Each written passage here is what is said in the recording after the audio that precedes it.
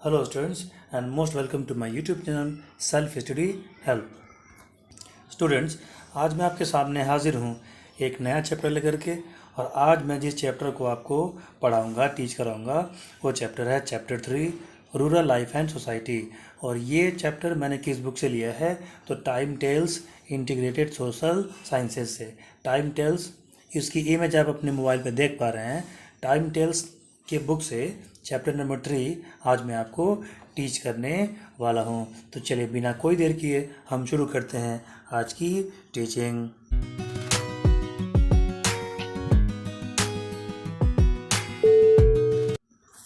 तो students, video शुरू करने से पहले एक इन्फॉर्मेशन आपको देनी है कि चैप्टर 3 तो आज मैं आपको एक्सप्लेन करूंगा, लेकिन इससे पहले मैंने इसी बुक के चैप्टर नंबर 1 और चैप्टर नंबर 2 इनके वीडियोस मैंने बना रखे हैं।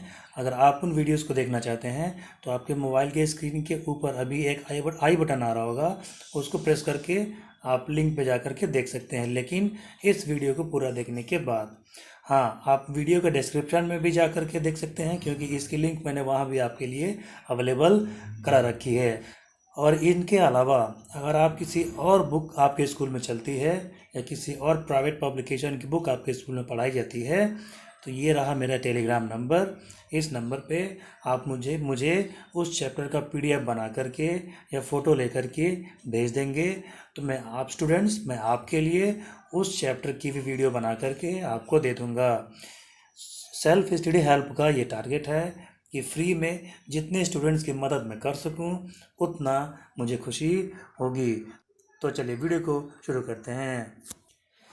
तो आप इस चैप्टर के जो ओपनिंग लाइंस हैं, जो इनिशियल शुरुआती लाइंस हैं, उनमें कहा जा रहा है कि जब ब्रिटिश वाले इंडिया में आने के बाद से जब तक उन्होंने कॉलोनियल रूल को इंडिया में इस्टेब्लिश नहीं किया। यहाँ कॉलोनियल रूल से आपका मतलब ये है कि ब्रिटिश वाले उस टाइम बहुत पावरफुल थे और यूरोप से एक ट्रेंड चला था आपका कॉलोनिज़म का। ठीक है, कॉलोनिज़म के ट्रेंड में होता क्या था कि बिजनेस पर्पज़ से ये आते थे, आने के बाद से उसी कंट्री में बिजनेस करते थे। और जब ये देखते थे ब्रिटिश वाले कि उस कंट्री के लोग या वहाँ का सिस्टम, वहाँ का गवर्नमेंट, वहाँ के किंग कमज़ोर हैं, तो ये धीरे धीरे लालच दे करके या तलवार के बल पे या बंदूक के बल पे उन जगहों पे कब्ज़ा कर लेते थे। तो इस जो प्रोसेस थी उसका नाम था कॉलोनिज़म। और जिस कंट्री पे कब्ज़ा होता था उसको कहा जाता था कॉलोनी।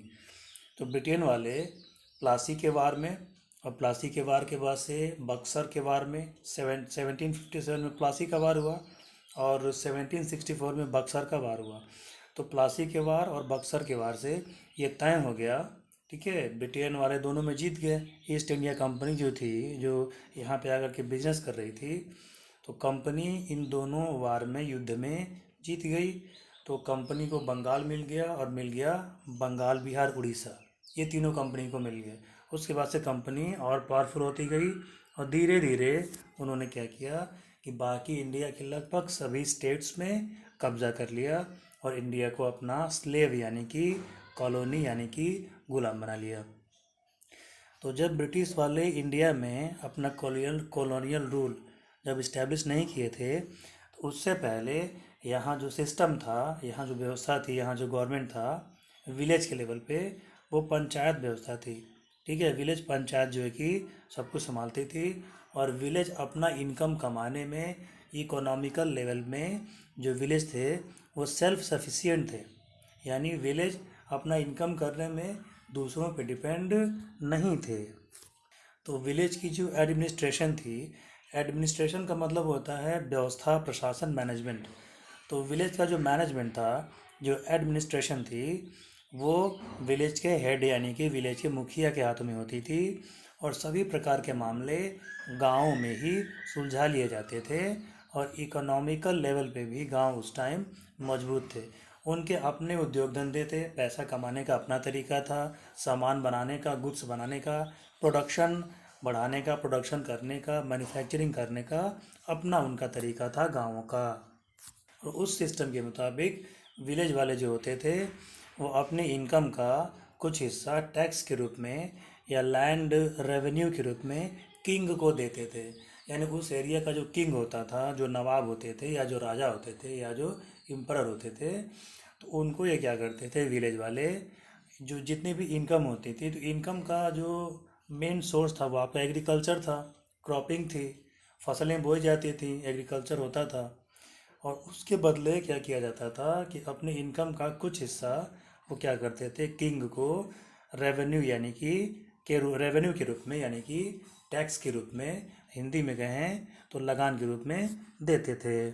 लेकिन सिस्टम यही था कि गांव वाले, ठीक है, अपने इनकम का या एग्रीकल्चरल इनकम का कुछ हिस्सा, कुछ शेयर टैक्स के रूप में या रेवेन्यू के रूप में एम्परर को, ठीक है, मुगल जो सम्राट होते थे उनको दिया जाता था। लेकिन जब ब्रिटेन ब्रिटेन वालों ने ईस्ट इंडिया कंपनी के हेल्प से यहाँ पे बंगाल को जीत लिया, बिहार उड़ीसा को जीत लिया, तो उसके बाद से इन्होंने यहाँ अपना सिस्टम चलाना चाहा। क्योंकि यहाँ का जो लोकल सिस्टम था गवर्नेंस का, उससे तो ब्रिटिश वाले परिचित थे नहीं, एक्वाइंटेड थे नहीं। भाई वो विदेशी थे ना, वो फॉरेनर थे, वो ब्रिटेन से आए थे। तो जो सिस्टम वहाँ उन्होंने देखा होगा, जो सिस्टम वहाँ वो फॉलो करते होंगे या फॉलो कराते होंगे, तो वही सिस्टम तो वो यहाँ भी चाहेंगे ना।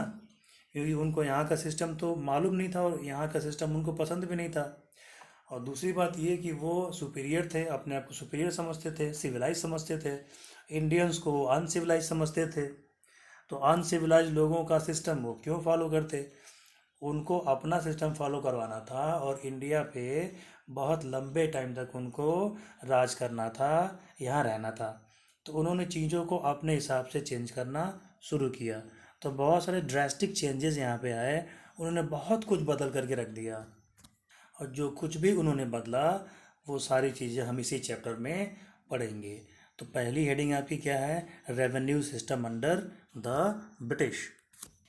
जैसा कि मैंने आपको पहले ही बताया कि रेवेन्यू सिस्टम का मतलब होता था लगान, यानी कि टैक्स वसूलने का सिस्टम। उर्दू में लगान कहा जाता था, हिंदी में शुल्क कहा जाता था, और इंग्लिश में उसका नाम था आपका टैक्स, ठीक है। या मालगुजारी भी बहुत जगह यूज़ किया जाता था। ये सब वर्ड एक ही हैं, इनकी मीनिंग एक ही है। आप इंग्लिश समझिए, टैक्स, ठीक है। तो टैक्स कलेक्शन का जो सिस्टम था वो मैंने आपको अभी इसी चैप्टर में मैंने आपको बताया था कि गांव वाले क्या करते थे कि एग्रीकल्चर करते थे और अपने इनकम का कुछ हिस्सा वो किंग को देते थे। तो जब नए राजा आते थे या नया सिस्टम आता था, तो थोड़ी बहुत चेंजिंग होती रहती थी। जैसे मौर्यन एम्पायर था यहाँ पे, गुप्त काल था, गुप्ता डायनेस्टी था, मौर्यन एम्पायर था, अशोक का समय था, चंद्रगुप्त का समय था, ठीक है। तो उस समय टैक्स के सिस्टम कुछ दूसरे थे। उसके बाद से जब तुर्क आए, दिल्ली के सुल्तान आए, मुग़ल आए, तो उन्होंने थोड़ा बहुत चेंज किया। और जब ब्रिटेन वाले आए तो इन्होंने तो बहुत सारा चेंजिंग कर दी। ब्रिटेन वाले जब यहाँ पे आए तो इन्होंने क्या किया कि 3 टाइप का सिस्टम उन्होंने चला दिया। सबसे पहले उन्होंने क्या किया कि परमानेंट सेटलमेंट उन्होंने लागू किया। फिर उसमें थोड़े बहुत ड्रॉबैक्स थी, उसकी कुछ कमियां थी, तो उसको फिर रिमूव करके उन्होंने क्या किया कि रैयतवाड़ी सिस्टम चलाया। रैयतवाड़ी सिस्टम में भी कुछ ड्रॉबैक्स थे, कुछ फॉल्स थे, कुछ कमियां थी, तो उनको दूर करने के लिए उन्होंने मालवाड़ी सिस्टम चलाया। अब इन एक एक को हम डिटेल में यहाँ पे पढ़ेंगे। तो सबसे पहले हेडिंग ले लेते हैं, परमानेंट सेटलमेंट। परमानेंट सेटलमेंट में जो सबसे इम्पॉर्टेंट बात है वो ये है कि परमानेंट सेटलमेंट को 1793 में, आप याद रखेंगे इसको, 1793 में लॉर्ड कॉर्नवालिस ने इसको इम्पोज किया था, यानी कि लागू किया था। अब परमानेंट सेटल को ज़मींदारी सिस्टम भी कहा जाता है, दोनों एक ही बात है, ठीक है। तो कन्फ्यूज़ होने की ज़रूरत आपको नहीं है। परमानेंट सेटलमेंट कहिए या उसको क्या कहिए, ज़मींदारी सिस्टम कहिए, बात है कि ये। तो इस सिस्टम में हुआ क्या कि अंग्रेज़ों ने क्या किया कि टैक्स कलेक्शन की पूरी रिस्पॉन्सिबिलिटी, यानी लगान वसूलने के लिए टैक्स कैसे कैसे वसूलना है, कितना वसूलना है, कहाँ कहाँ से वसूलना है, इसकी टोटल रिस्पॉन्सिबिलिटी किसको दे दी? तो ज़मींदारों को दे दी, यानी कि लैंडलॉर्ड्स को दे दी। अब इसके पीछे रीज़न ये माना जाता है कि ब्रिटेन वाले यहाँ पे आए थे, ईस्ट इंडिया कंपनी नहीं थी, यहाँ की चीज़ों के बारे में बहुत ज़्यादा उनको इन्फॉर्मेशन नहीं था।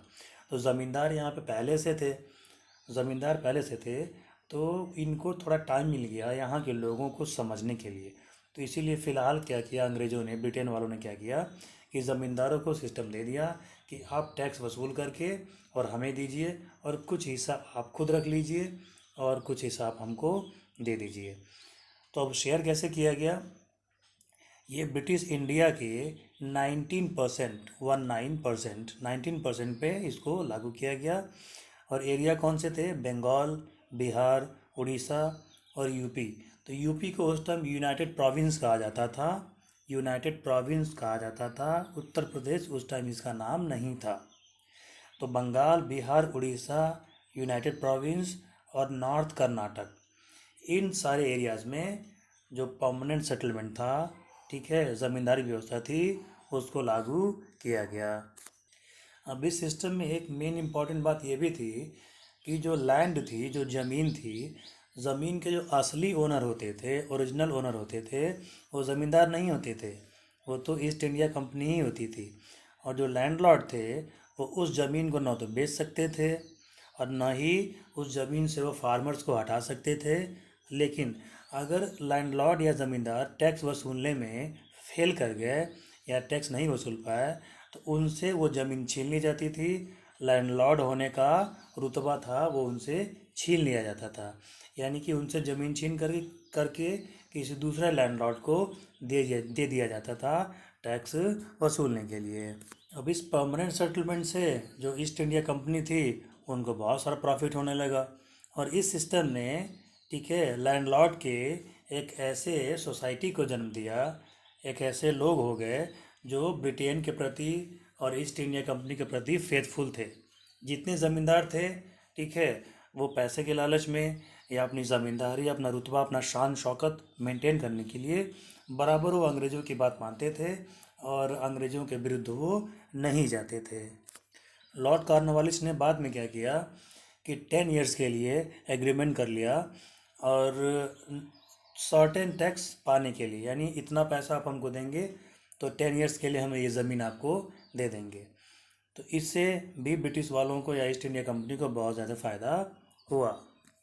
और तब से जो लैंडलॉर्ड थे या ज़मींदार थे वो ज़मीन के मालिक भी बन गए। बाद में इस सिस्टम को क्या कर दिया गया कि हायरार्की कर दिया गया, पैटर्नल कर दिया गया। हायरार्की करने का मतलब क्या हुआ कि लैंडलॉर्ड का लड़का अगला लैंडलॉर्ड होगा। उसके बाद एक नया इसमें नियम ये जोड़ा गया कि अच्छा, टैक्स कितने परसेंट वसूलना था ये भी आपके लिए जानना ज़रूरी है। तो कंपनी ने कहा कि अगर आप 11 रुपीज़ कमाते हैं तो 10 रुपीज़ आप किसको दे देंगे? कंपनी के खजाने में जमा करा देंगे। और 1 पार्ट, ठीक है, 11 में से 10 पार्ट तो आपको कंपनी को दे देना है, ईस्ट इंडिया कंपनी को, और 1 पार्ट आपको अपने लिए रख लेना है। और अगर कोई लैंडलॉर्ड या कोई ज़मींदार टाइम से, सर्टेन टाइम पे टैक्स नहीं अगर जमा करा पाता था तो उससे उसकी ज़मींदारी, लैंडलॉर्डशिप छीन ली जाती थी, ठीक है। तो ज़्यादा से ज़्यादा लगान वसूलने के लिए ज़मींदार अपने ही प्रजा के खिलाफ थोड़ी सख्ती उनको बरतनी पड़ती थी, थोड़ा वो टाइट उनको होना पड़ता था। और 1799 में, ठीक है, 1799 में ज़मींदारों को ये पावर दे दिया गया कि जो फार्मर या किसान टैक्स नहीं पे कर रहे हैं, टैक्स नहीं दे रहे हैं, लगान नहीं दे रहे हैं, तो उनको उनकी ज़मीनें उनसे छीन ली जाएं और उनको उनकी ज़मीनों से बाहर कर दिया जाए और उनकी प्रॉपर्टी क्या कर लिया जाए? सीज कर लिया जाए। उनकी प्रॉपर्टी बेच करके लगान या टैक्स चुकाया जाए, ठीक है। अब इस सिस्टम से होने वाले नुकसान क्या थे इसको देख लेते हैं। आपकी बुक में लिखा है, on the other hand the system made the living condition worse for the cultivators. तो अब जो अनाज पैदा करने वाले थे, जो किसान थे, उनकी कंडीशन तो बद से बदतर हो गई, वर्स हो गई उनकी कंडीशन। क्योंकि भाई कहने का मतलब ये है कि उस टाइम इतनी ज़्यादा टेक्नोलॉजी तो थी नहीं, साइंटिफिक तरीके तो थे नहीं, ठीक है, साइंटिफिक रूप से एग्रीकल्चर तो होती नहीं थी। लगभग एग्रीकल्चर जो थी वो मानसून पे डिपेंड थी। तो कभी किसी मानसून सीज़न में बारिश या रेन अच्छी खासी होती थी तो फसल अच्छी खासी होती थी तो टैक्स आसानी से पे कर दिया जाता था। लेकिन कभी फ्लड आ गया, बाढ़ आ गया, ठीक है, बारिश नहीं हुई या सूखा पड़ गया या और कोई नेचुरल कैलेमिटी आ गई तो ये अंग्रेज़ तब भी लगान वसूलते थे। वो लगान छोड़ते नहीं थे, टैक्स छोड़ते नहीं थे। तो वो प्रेशराइज करते थे लैंडलॉर्ड को। लैंडलॉर्ड्स के ऊपर पहले से ही प्रेशर था कि अगर वो टैक्स नहीं दे पाएंगे तो उनकी ज़मीन छीन ली जाएगी, उनकी जो ज़मींदारी है वो उनसे छीन ली जाएगी। तो ज़मींदारों पे भी प्रेशर था। तो वो सारा का सारा प्रेशर किस पे डालते थे? फार्मर्स पे डालते थे। अब तो उनको पावर भी मिल गया था कि भाई अगर कोई फार्मर टैक्स नहीं दे रहा है तो उसकी ज़मीन छीन लो, उसकी सारी प्रॉपर्टी कब्जे में कर लो और प्रॉपर्टी बेच करके टैक्स चुका दो। तो जो फार्मर थे उनकी जो कंडीशन थी बहुत ही ज़्यादा ख़राब हो गई। बहुत सारे जो फार्मर्स थे जिन्होंने समय से टैक्स नहीं दिया तो उनकी ज़मीनें छीन ली गई, उनकी प्रॉपर्टी पे कब्जा कर लिया गया और वो फार्मर से क्या हो गए, लेबर हो गए। कभी किसी समय फार्मर रहा करते थे लेकिन प्रॉपर्टी चली गई, उनका खेत उनका फील्ड उनसे चला गया तो क्या बन गया, लेबर बन गए। फिर किसी दूसरे के खेत में लेबर का काम करते थे। तो ये कुछ कमियां थी इसमें। तो बाद में जब इसके खिलाफ आवाज़ उठने लगी तो अंग्रेज़ों ने दूसरा सिस्टम लाया टैक्स कलेक्शन का, और उस टैक्स कलेक्शन के सिस्टम का क्या नाम था, रैयतवाड़ी सिस्टम। रैयतवाड़ी सिस्टम को आइए पढ़ते हैं। रैयत जो वर्ड है उसका मतलब होता है फार्मर, किसानों को ही रैयत कहा जाता है। रैयतवाड़ी सिस्टम का जो सबसे पहले प्रैक्टिकल किया गया वो किया कैप्टन रीड ने। आपकी बुक में ये इन्फॉर्मेशन नहीं दिया है, मैं आपको अपनी तरफ से बता देता हूँ। 1792 में कैप्टन रीड ने, ठीक है, इसको तमिलनाडु और बारामहल इन जगहों पे इसको लागू किया था। इसके अच्छे परिणाम आए, अच्छे रिजल्ट आए। तो इन्होंने टॉमस मुनरो को ये एडवाइस दिया कि बाकी जगहों में भी परमानेंट सेटलमेंट को हटा करके रैयत वाली सेटलमेंट को लागू करना चाहिए, ठीक है।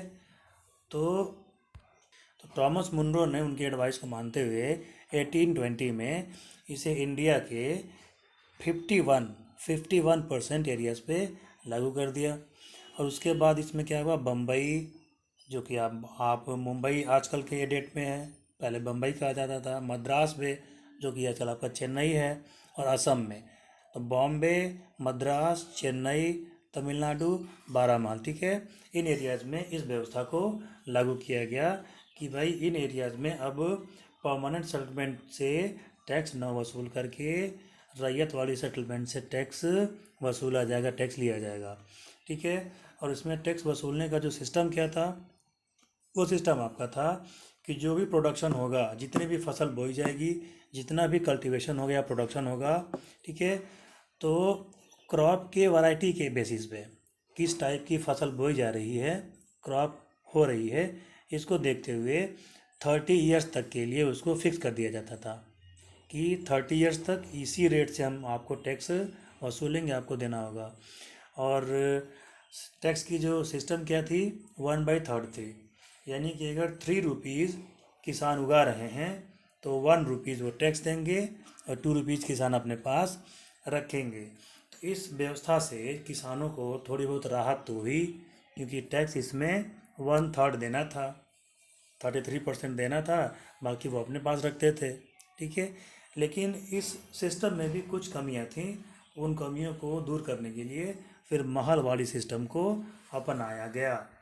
लेकिन अगर इनकम के मामले में देखें, कमाई के मामले में देखें, तो परमानेंट सेटलमेंट से ज़्यादा पैसा ब्रिटेन वालों को, ईस्ट इंडिया कंपनी वालों को रैयत वाली सिस्टम से मिला, क्योंकि लगभग इसमें 40% के आसपास इनको इससे टैक्स मिल जाता था और किसानों से इनको सीधा टैक्स मिलता था।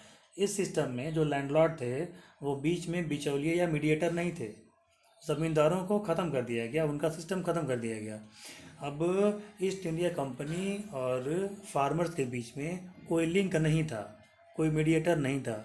जो फार्मर होते थे सीधे अपना टैक्स किसको देते थे, तो ईस्ट इंडिया कंपनी के खजाने में जमा करते थे। अभी सिस्टम में क्या हुआ कि जब फार्मर्स को डायरेक्ट कंपनी को टैक्स पे करना था तो फार्मर्स क्या करते थे कि ज़्यादा से ज़्यादा प्रोडक्शन करने को सोचते थे, कि पैसे की जब कमी पड़ती थी तो ज़्यादा से ज़्यादा प्रोडक्शन करने के लिए उनको ज़्यादा से ज़्यादा पैसे चाहिए थे। तो पैसों के लिए फिर वो किसके पास जाते थे, मनी लेंडर्स के पास जाते थे, जो कि इंटरेस्ट लेकर के पैसे एज ए लोन देते थे।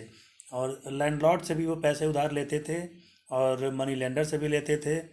लेकिन अगर नेचुरल कैलामिटी आ गई या फसल अच्छी नहीं हुई या मानसून अच्छा नहीं हुआ, तो फसल जब अच्छी नहीं होती थी तो वो क्या करते थे, वो ये लोन को पे नहीं कर पाते थे। तो जो लोन नहीं पे कर पाते थे तो जो काम अंग्रेज़ किया करते थे, ईस्ट इंडिया कंपनी किया करती थी, वही काम मनी लेंडर और ज़मींदार करते थे। मनी लेंडर क्या करते थे, एक ही फार्मर्स की ज़मीनें वो अपने पास रख लेते थे, ज़मीनें हड़प लेते थे, छीन लेते थे और कहते थे कि जब आप लोन हमारा चुका दीजिएगा, लोन जब पे कर दीजिएगा तो अपनी ज़मीन आप लेते जाइए। तो फार्मर्स हमेशा लोन में ही रहता था, कर्ज में ही रहता था, और बहुत कम किसान अपनी ज़मीनें वापस छुड़ा पाते थे। तो जिस सिस्टम से थोड़ा राहत मिली थी फार्मर्स को, अब वो फिर सिस्टम इनके लिए बेकार होने लगा था और पहले से ज़्यादा किसान जो है कि ज़मीनें अपनी रैयत वाले सिस्टम के अंतर्गत वो अपनी ज़मीनें गंवाने लगे। अब नई हेडिंग लेते हैं, मालवाड़ी सिस्टम। मालवाड़ी सिस्टम को मॉडिफाइड वर्जन ऑफ ज़मींदारी सिस्टम भी कहा जाता है, यानी ये ज़मींदारी सिस्टम का ही मॉडिफाइड वर्जन था, एक तरह से इसको आप कह सकते हैं। और यहाँ जो ग्रुप ऑफ विलेज होता था, जो गांवों का ग्रुप होता था, उनको महाल कहा जाता था। ठीक है, इसीलिए इसको महालवाड़ी सिस्टम कहा गया। पंजाब और दिल्ली में ये सिस्टम लागू किया गया था। ठीक है, अब इस सिस्टम के अंडर क्या हुआ कि ब्रिटिश इंडिया ने 30% जो भी ज़मीन थी इंडिया की, पूरे इंडिया के 30% एरिया पे ये क्या किया कि इस सिस्टम को उन्होंने लागू किया गया था। अब इस सिस्टम में क्या किया गया कि जो रेवेन्यू सिस्टम था, यानी कितना टैक्स वसूलना है, कितना टैक्स आपको पे करना है, ये महाल के हिसाब से डिसाइड किया गया। ठीक है, विलेज के हिसाब से डिसाइड किया गया। इससे पहले जो दो सिस्टम थी, परमानेंट था और आपका रैयत था, ठीक है, वो किसके बेस पे किया गया था? तो खेत देख करके किया गया था, जितना फील्ड था, जितनी ज़मीन थी, उसके बेसिस पे किया गया। लेकिन यहाँ ग्रुप ऑफ विलेज के बेसिस पे डिसाइड किया गया कि कितना टैक्स आपको लेना है। और हॉल्ट मैकेंजी ने 1822 में नॉर्थ वेस्ट इंडिया, तो नॉर्थ वेस्ट इंडिया में आपके दिल्ली और पंजाब आते ही हैं, तो वहाँ हॉल्ट मैकेंजी ने इस सिस्टम को वहाँ पे लागू किया हुआ था। और इस सिस्टम के अंतर्गत जो टैक्स देना होता था वो कलेक्टिवली देना होता था, यानी ग्रुप ऑफ विलेजेस को, 2 या 3 ग्रुप विलेज का जो ग्रुप होता था उसको कलेक्टिवली इस टैक्स को पे करना होता था। और रेट ऑफ जो लैंड रेवेन्यू होता था, ठीक है, वो बदलता रहता था, रेगुलरली नहीं बदलता था, सर्टेन पीरियड के बाद इसे चेंज कर दिया जाता था। रैयत वाली सिस्टम में जो दिक्कतें थीं वो चेंज नहीं हुई, वो दूर नहीं हुई।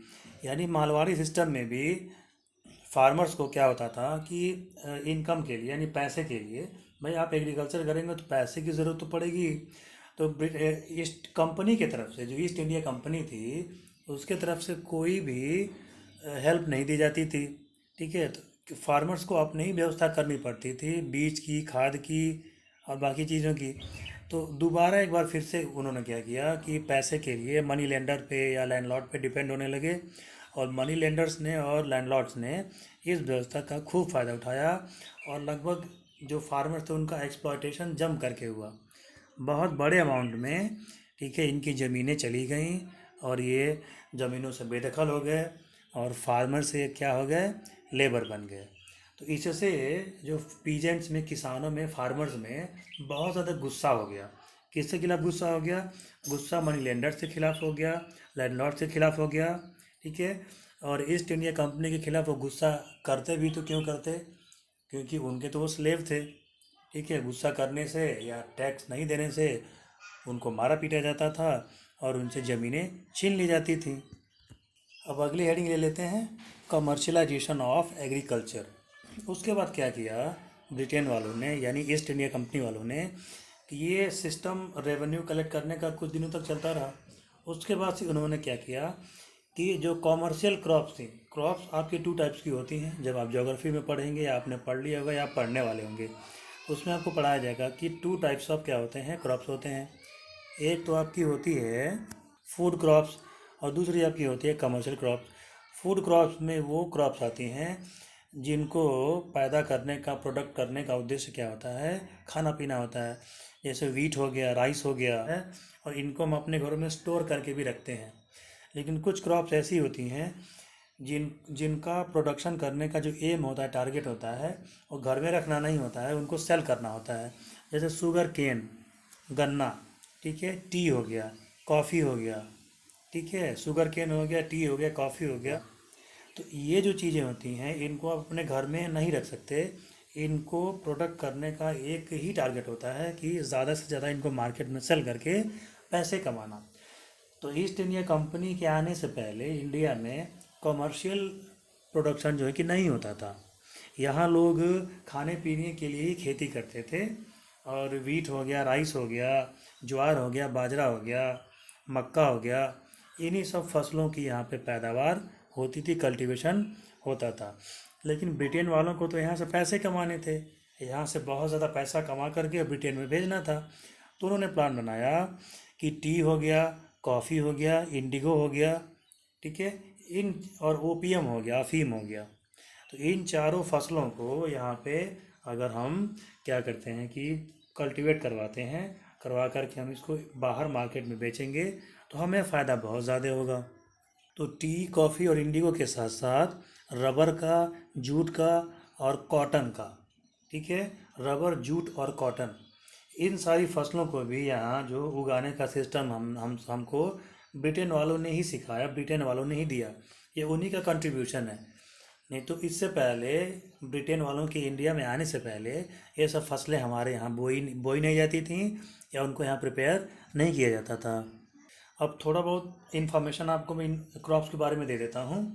जूट, जूट क्या होता है कि जूट की खेती की जाती है, इसको पटसन भी कहते हैं और इसको गोल्डन फाइबर भी कहते हैं, ठीक है। इससे बनता क्या है, रस्सी बनती है, रोप बनता है, चटाई बनती है, ठीक है, बोरा, सैक बनता है जिसमें गेहूँ, चावल या सब्जी वगैरह भर के ले आया जाता है मार्केट से। तो जूट के जो बोरे में आता है, तो बोरा हो गया आपका, चटाई हो गया, मैट हो गया, ठीक है, रोप हो गया, रस्सी हो गया, ठीक है, ये सब इससे बनता है। तो जो बंगाल उस ज़माने में था आपका, तब बंगाल बटा हुआ नहीं था, बांग्लादेश और बंगाल ऐसा नहीं बटा था, पूरा बंगाल एक था। तो वहाँ पे पटसन या जूट बहुत ज़्यादा मात्रा में उगाया जाता था। तो वहाँ इसकी फैक्ट्रियाँ अंग्रेज़ों ने बनाई और फैक्ट्रियाँ लगा ली। फिर उसके बाद से यहाँ के फार्मर तो वैसे भी उनके गुलाम थे, तो उनसे बहुत ज़्यादा अमाउंट में जूट का प्रोडक्शन करवाया और फैक्ट्रियों में ले जा कर के सामान बनवाए, गुड्स तैयार किया, प्रोडक्ट तैयार किया और उन प्रोडक्ट्स को इंडियन मार्केट में और बाहर वर्ल्ड के मार्केट में बेचा और बहुत ज़्यादा पैसा कमाया। कॉटन तो आप जानते ही हैं, जिससे कपड़े बनते हैं। उसके बाद से रबर तो आप जानते ही हैं। हाँ, इंडिगो, इंडिगो के बारे में आपको बता दूं, आपके मोबाइल की स्क्रीन पे एक तस्वीर आ रही होगी, आप उसको ध्यान से देखिए। इंडिगो क्या था, उसको कहते थे नील, हिंदी में कहते थे उसको नील। ये आप देखते हैं ना टीवी में, नील का जो एडवर्टीजमेंट आता है, ठीक है, उजाला चार बूंदों वाला तो ये वही आपका नील था। तो आज तो खैर आर्टिफिशियल नील आप यूज़ करते हैं जो लेबोरेटरी में बनाया जाता है। तो जिस टाइम की ये बात है, उस टाइम में नेचुरल तरीके से क्या होता था कि नील निकाला जाता था। इंडिगो का जो प्लांट होता था, ये एक प्रकार का प्लांट होता था, बहुत ज़्यादा हाइट वाला नहीं होता था। तो ये जब तैयार हो जाता था प्लांट, तो इसके लीफ से, ठीक है, इसको फिर फैक्ट्री में डाल करके, मशीन में डाल करके इसका जूस निकाला जाता था, इसका जो रस था वो निकाला जाता था और उसमें कुछ मिला करके जब बनाया जाता था तो गाढ़ा नीला रंग तैयार होता था, डार्क ब्लू कलर तैयार होता था। और फिर उस रंग से, फिर उस चीज़ से कपड़ों को कलर करने का काम किया जाता था। तो ऐसा नहीं था कि यूरोप में ये नील की खेती नहीं होती थी या इंडिगो होता नहीं था। यूरोप में जो इंडिगो होता था, जब उनका प्लांट का जो रस निकाला जाता था वो बहुत ज़्यादा गाढ़ा या डार्क नहीं होता था। और इंडिया में जो इंडिगो उगाया जाता था, उस प्लांट का जब रस निकाला जाता था, जूस निकाला जाता था, तो बहुत ज़्यादा डार्क होता था। तो इसलिए इंडिया के इंडिगो की डिमांड पूरे यूरोप में थी। जहाँ जहाँ कपड़ा बनाने का, कपड़े को कलर करने का, ठीक है, काम होता था, वहाँ वहाँ इंडियन इंडिगो की डिमांड बहुत ज़्यादा थी। तो इन्हीं सब फ़ायदों को देखते हुए ईस्ट इंडिया कंपनी वाले ने सोचा कि टी, कॉफ़ी, रबर, जूट और इंडिगो की खेती कराई जाए और इसी खेती को, इसी एग्रीकल्चर को कॉमर्शलाइजेशन ऑफ एग्रीकल्चर कहा जाता है। जब इंडिया में इन सब फसलों का प्रोडक्शन होने लगा तो ब्रिटेन में जो इंडस्ट्रियल रेवोल्यूशन हुआ, ब्रिटेन में बहुत सारी इंडस्ट्रियाँ लगीं, बहुत सारी फैक्ट्रियाँ खुल गई, प्लांट खुल गए, तो उसका जो क्रेडिट है वो इंडिया के एग्रीकल्चर को ही जाता है। इंडिया में कॉमर्शियल क्रॉप्स का जब प्रोडक्शन होने लगा तो इससे ब्रिटेन को तो बहुत ज़्यादा फ़ायदा हुआ, ब्रिटेन ने बहुत सारे पैसे कमाए। लेकिन जो इंडिया के विलेजेस की जो सेल्फ सफिशिएंसी थी, इन विलेजेस की जो अपनी कमाई थी, ठीक है, वो जिस टाइप की फसल उगाते थे उनको घाटा होने लगा। क्योंकि जितना भी ये सब कॉमर्शियल क्रॉप्स उगाया जाता था वो इंडिया में नहीं रह पाता था और किस फार्मर्स को उनसे कोई लाभ नहीं होता था। फार्मर तो भाई ईस्ट इंडिया कंपनी के डर के मारे सब उगाते थे, क्योंकि उनको डर था कि अगर हम नहीं बात मानेंगे कंपनी की तो कंपनी हमारी ज़मीनें छीन लेगी। तो इसके डर से वो यहाँ पे उनकी वाली करते थे, और जो वो प्रोडक्शन करने के लिए कहते थे, जिस फसल को क्रॉप को उगाने के लिए कहते थे, वो इस फसल को उगाते थे। इंडिया के फार्मर्स पहले से ही मानसून के चपेट में या फ्लड सिचुएशन से उनकी इकोनॉमिकल कंडीशन पहले से ही ख़राब थी। एक तो उनको खेती करने के लिए ब्रिटेन वाले, ईस्ट इंडिया कंपनी वाले कुछ पैसे भी नहीं देते थे, और ऊपर से ज़बरदस्ती उनसे फसलों की बुआई या कटाई करवाई जाती थी। तो उन पर बहुत ज़्यादा बर्डन पड़ने लगा। ठीक है। और वो अपनी फसल नहीं बो पा रहे थे, और अंग्रेज़ों के लालच के नाते जो कॉमर्शियल क्रॉप थी उनकी प्रोडक्शन वो करते थे, तो उन पर बहुत ज़्यादा टैक्स भी बढ़ने लगा। उनकी जो फाइनेंशियल कंडीशन थी वो और ख़राब होने लगी। उनको और ज़्यादा पैसे उधार लेने पड़े, लोन लेना पड़ा मनी लेंडर से। और मनी लेंडर तो इसी ताक में थे कि जितने ज़्यादा फार्मर हमारे पास आए और जब वो लोन नहीं चुका पाएंगे तो हम उनकी ज़मीनों को क्या कर लेंगे, हथिया लेंगे। तो एक तरह से जितने इंडियन फार्मर्स उस टाइम थे वो सभी लोन के ट्रैप में फंसते चले गए, और इस दलदल से, इस कर्ज के लोन से वो कभी बाहर नहीं निकल पाए। वो हमेशा यहाँ के किसान कर्ज में ही रहे। इससे कुछ एक दो फायदे अगर देखे जाएं, प्रॉफिट देखे जाएं, तो ये हुए कि ब्रिटेन वालों ने ज़्यादा से ज़्यादा प्रोडक्शन कराने के लिए जो इरिगेशन सिस्टम थी, सिंचाई व्यवस्था थी, उस पर ध्यान दिया। नहरें बनाई, ठीक है, सिस्टम बनाया, मैनेजमेंट किया, व्यवस्था की, और इरिगेशन का सिस्टम यहाँ पे बहुत ही ज़्यादा अच्छा कर दिया। और यहाँ इंडिया में हर रीजन में अलग अलग फसलें बोई जाती थी। अब ऐसा थोड़ी था कि आपके यूपी में या पंजाब में टी या कॉफ़ी हो जाता था। टी कॉफ़ी कहीं और बोया जाता था, इंडिगो कहीं और बोया जाता था, रबर और कॉटन कहीं और उगाया जाता था। तो रीजनल स्पेशलाइजेशन जो था वो फ़ायदा बहुत पहुंचाया ब्रिटेन वालों को, और ब्रिटेन वालों ने बहुत ज़्यादा पैसा यहाँ से उन्होंने कमाया। अब जब आपने देखा कि किस फार्मर्स की, किसानों की इतनी बुरी दशा थी, उनकी कंडीशन इतनी ख़राब थी कि उनकी ज़मीनें छीन रही थी, लैंडलॉर्ड अलग उनसे लोन वसूल रहे थे, और मनी लेंडर्स अलग उनके पीछे पड़े थे, और ऊपर से ब्रिटेन वाले, कंपनी वाले जो है कि नई नई फसलों को बोने की फरमाइश कर रहे थे। तो जब बहुत ज़्यादा कंडीशन ख़राब हो गया तो बर्दाश्त करने की भी एक लिमिट होती है। तो अब वो लिमिट किसानों की क्या हो गई, टूट गई। फार्मर्स ने क्या किया कि लैंडलॉर्ड के खिलाफ और ब्रिटेन वालों के खिलाफ, ईस्ट इंडिया कंपनी के खिलाफ उन्होंने आर पार की लड़ाई करने की ठान ली, और विद्रोह कर दिया, रिबेल कर दिया, रिवोल्ट उन्होंने कर दिया। और सबसे पहला जो रिवोल्ट आपकी बुक में दिया हुआ है वो आपका दिया है इंडिगो रेबिलियन। इंडिगो रेबिलियन में क्या हुआ कि इंडिगो का जो प्रोडक्शन होता था, ठीक है, वो सबसे ज़्यादा प्रोडक्शन इसका रैयतवाड़ी सिस्टम के अंतर्गत होता था। तो रैयतवाड़ी सिस्टम में आपने पहले ही देख रखा था कि फार्मर्स की या किसानों की कंडीशन क्या थी, और ऊपर से उन पे बहुत ज़्यादा प्रेशर बनाया जाता था लैंड वो करने का, और फिर जो है कि टैक्स देने का। तो इन सबसे वो परेशान हो चुके थे।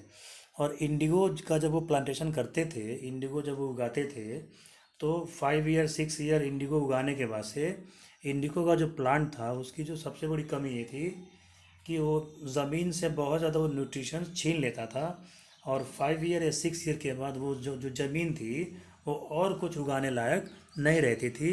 यानी कि उसकी जो फर्टिलिटी थी ज़मीन की वो लगभग लगभग ख़त्म हो जाती थी। फिर लंबे टाइम तक इंतज़ार करना पड़ता था, और ज़मीन जब ठीक होती थी तब वो दूसरी फसलें उसमें उगा सकते थे। तो वो इंडिगो उगाते थे, लेकिन इंडिगो वो खाते थोड़ी थे, फूड क्रॉप तो वो था नहीं। तो उस ज़मीन पे वो फिर और कोई जैसे वीट हो गया, राइस हो गया, मेज़ हो गया, मक्का हो गया, खाने वाली फसलें वो नहीं उगा पाते थे।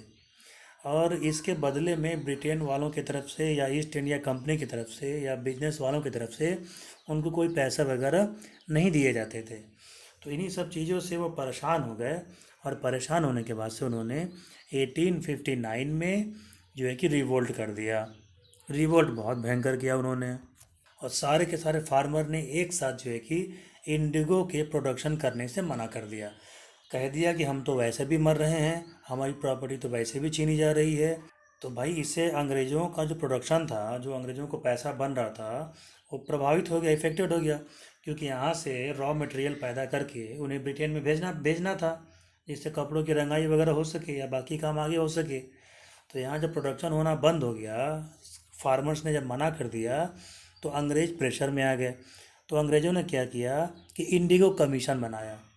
कुछ अंग्रेज अधिकारियों, ऑफिसर्स को अपॉइंट कर दिया कि भाई आप किसानों की प्रॉब्लम को समझिए, समझने के बाद से हमको एक रिपोर्ट बना करके दीजिए और हम देखते हैं कि हम के लिए क्या कर सकते हैं। कमीशन ने अपनी रिसर्च की, रिपोर्ट बनाई। रिपोर्ट में उन्होंने जो लिखा, जो एडवाइस दिया था, वो ये दिया था कि उन्होंने माना कि इंडिगो का जो खेती थी वो किसानों के लिए फ़ायदेमंद नहीं है। ठीक है। तो उनको ये कहा, किसानों को ये कहा गया कि फ़िलहाल जो कॉन्ट्रैक्ट आपने दिया हुआ है उसको आप पूरा कर दीजिए। ठीक है। और कॉन्ट्रैक्ट पूरा करने के बाद से अगले कॉन्ट्रैक्ट के लिए आप फ्री रहेंगे। हाँ ठीक है। अब आपको रिफ्यूज़ करने का पावर रहेगा कि आप इंडिगो की खेती करना चाहते हैं या नहीं करना चाहते हैं, ये आपके ऊपर रहेगा। तो उस टाइम से बंगाल के जो किसान थे उन्होंने इंडिगो की खेती करना बंद कर दी गई, लेकिन उसके बावजूद बिहार में इंडिगो की खेती चालू रही। अब बिहार में ये इंडिगो की खेती आपकी 1970 तक चालू रही। 1917 1917 तक ये चालू रही। तो वहाँ के बिहार के जो आपके फार्मर्स थे उनको इंडिगो पैदा करने के बाद से बहुत लो कॉस्ट पे बेचने के लिए कहा जाता था। अब सपोज कर लीजिए कि कोई फार्मर इंडिगो उगाता है, तो इंडिगो उगाने में उसके लगते हैं 50 रुपीज़। 50 रुपीज़ में वो उगाता है। और ये जो बिजनेसमैन थे या जो ट्रेडर्स थे या जो ईस्ट इंडिया कंपनी वाले थे, वो कहते थे कि हमको आप 35 रुपीज़ में दे दीजिए। एग्जाम्पल दे रहा हूँ, सपोज करिएगा 35 रुपीज़ में दे दीजिए। तो अब मजबूरी में क्या करते, फार्मर्स 35 रुपीज़ में ही दे देते थे। तो 15 रुपीज़ का तो उनका तो तुरंत घाटा होता था। ठीक है। तो ऐसे करते करते बिहार वाले जो फार्मर्स थे वो भी इससे बहुत ही तंग आ चुके थे। तो 1917 में वहाँ से एक पर्सन आए, ठीक है, गांधी जी के पास, और गांधी जी से बातें की। गांधी जी वहाँ पहुँचे, 1917 में पहुँचे वो चंपारण। चंपारण में पहुँचे और उन्होंने वहाँ पे सत्याग्रह किया। तो जब सत्याग्रह किया, भूख हड़ताल की, आंदोलन किया, तो अंग्रेज प्रेशर में आए और आ करके कुछ जो है कि वहाँ पे उन्होंने राहत, कुछ रिलीफ जो है कि दी। चंपारण के सत्याग्रह से फार्मर बहुत खुश हुए, उनको रिलीफ मिल गई और गांधी जी का रुतबा भी बढ़ गया। उसके बाद से जो भी फार्मर थे वो गांधी जी के लीडरशिप में ये अपने छोटे छोटे वो ग्रुप बनाने लगे, और ग्रुप बना करके वो क्या होने लगे, यूनाइट होने लगे। फिर किसान सभा नाम की एक ऑर्गेनाइजेशन भी बनाई गई। पीजेंट्स इकट्ठे होने शुरू हो गए। ठीक है। उसके बाद से और भी जगहों पे फार्मर्स ने रिवोल्ट किए, सत्याग्रह किए, भूख हड़ताल की गांधी जी की लीडरशिप में, और वहाँ भी उन्होंने सक्सेस उनको मिला। 1921 में क्या हुआ कि पीजेंट जो थे वो आर्बिट्री इंक्रीज उनको हुआ रेवेन्यू में। ठीक है। तो उन्होंने क्या किया कि अवध किसान सभा, उत्तर प्रदेश की बात है, अवध किसान सभा उन्होंने बनाई यूपी के किसानों की समस्याओं को सुनने के लिए। तब उसका नाम था यूनाइटेड प्रोविंस, तब उसको यूपी नहीं बोला जाता था। तो यूनाइटेड प्रोविंस की समस्याओं को सुनने के लिए और अंग्रेज़ों के अत्याचारों से बचाने के लिए अवध किसान सभा बनाई गई। और जवाहरलाल नेहरू क्या थे, उसमें थे, और रामचंद्र थे। तो रामचंद्र तो उसके इस्टेब्लिशर थे और जवाहरलाल नेहरू भी उसके साथ उसी में मेंबर थे। फिर आपका आता है टाइम 1923 1924। तो यहाँ क्या हुआ कि पीजेंट्स ने फिर लड़ाई ले ली, रजिस्ट किया। अब की बार मामला कहाँ का था, तंजौर का था। तो तंजौर आपका कहाँ है, ये है आपके साउथ इंडिया में। तो वहाँ पे रैयत एसोसिएशन बनाई गई, और उसको बनाने वाले कौन थे, एन जी रंगा थे। ये बना आपका आंध्र प्रदेश में। ठीक है।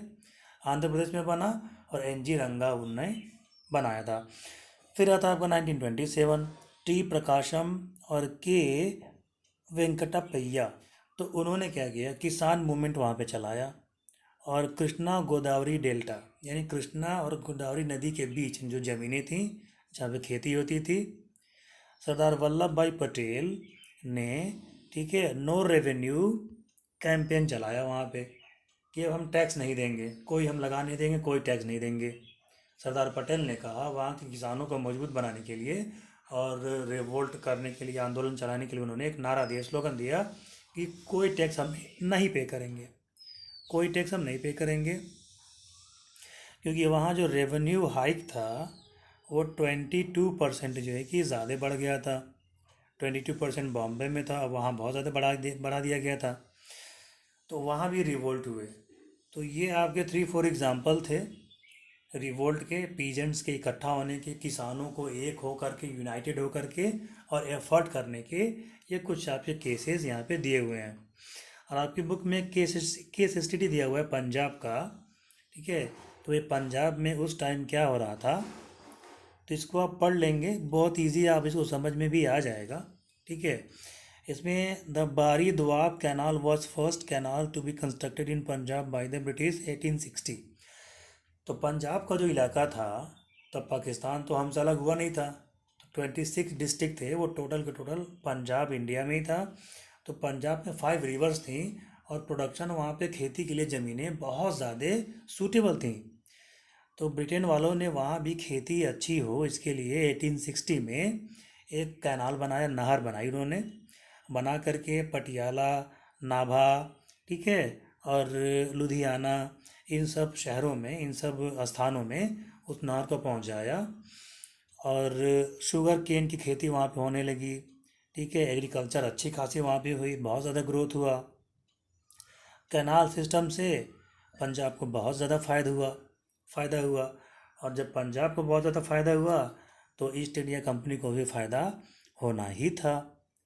तो धीरे धीरे वहाँ पे ब्रिटिश वालों ने क्या किया कि रेवेन्यू वहाँ का बढ़ा दिया। जब वहाँ पे अच्छी खासी इनकम होने लगी तो टैक्स भी वहाँ पे बढ़ा दिया गया। तो पंजाब के रीजन को बहुत ज़्यादा फ़ायदा डायरेक्टली या इनडायरेक्टली हुआ, ठीक है। और उस मेन फ़ायदे के पीछे जो सबसे मजबूत रीजन था वो था कैनाल सिस्टम। पंजाब में जो कैनाल सिस्टम है, नहर सिस्टम है, वो बहुत ज़्यादा डेवलप है। इसी के साथ ये चैप्टर आपका यहाँ पे फिनिश होता है। उम्मीद करता हूँ कि आपको ये वीडियो पसंद आया होगा और आपने इस वीडियो को पूरा देखा होगा। आपके मन में कोई क्वेश्चन हो या कोई डाउट हो या कोई टर्म आपको क्लियर नहीं हो तो आप कमेंट बॉक्स में कमेंट करके और अपने क्वेश्चन मुझसे पूछ सकते हैं। और जब आप कमेंट बॉक्स में कमेंट करें तो कहाँ से आप कमेंट कर रहे हैं, अपने सिटी का नाम ज़रूर लिखें, ताकि मैं भी जान पाऊँ कि मैं कहाँ कहाँ स्टूडेंट्स की मदद में कर पा रहा हूँ। और हाँ, चैनल को सब्सक्राइब करना ना भूलें, बेल आइकन को प्रेस कर दें। आप जब बेल आइकन नहीं प्रेस करेंगे तो चैनल सब्सक्राइब करने के बाद भी मैं जब भी कोई वीडियो अपलोड करूँगा तो उसकी इन्फॉर्मेशन, नोटिफिकेशन आपको नहीं मिलेगी। तो चैनल रेड बटन दबा करके चैनल को सब्सक्राइब करिए, बेल आइकन प्रेस कर लीजिए और नोटिफिकेशन ऑल पे सेलेक्ट कर लीजिए। तो चलिए मिलते हैं आपसे नेक्स्ट चैप्टर में। जय हिंद, जय भारत।